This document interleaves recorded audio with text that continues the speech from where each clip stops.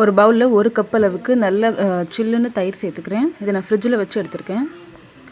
இது கூடவே 1 table spoon சர்க்கரை, 1/2 டீஸ்பூன் உப்பு சேர்த்து ஒரு விஸ்கர் வச்சு நல்லா இந்த தயிரை வந்துட்டு அடிச்சுக்கலாம்.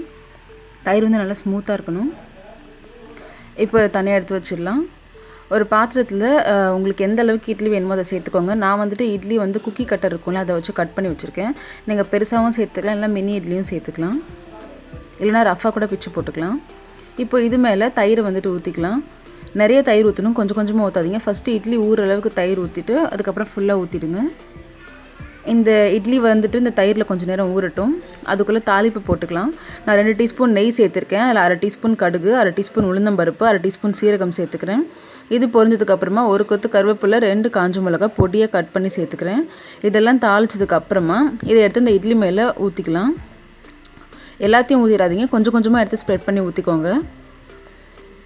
மிச்சத்தை வந்துட்டு மீதி தயிர் இட்லி பண்ணுறப்போ சேர்த்துக்கலாம்.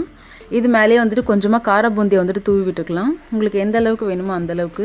கடைசியாக கொஞ்சமாக கொத்தமல்லி பொடியை நறுக்கினது சேர்த்து சர்வ் பண்ண வேண்டியது தான். இதை நீங்கள் அப்படியேவும் சர்வ் பண்ணலாம், இல்லைனாக்கா திரும்ப உங்களுக்கு இன்னும் கூட கூலிங் வேணாக்கா ஃப்ரிட்ஜில் வச்சு சில்லுன்னு சர்வ் பண்ணலாம்.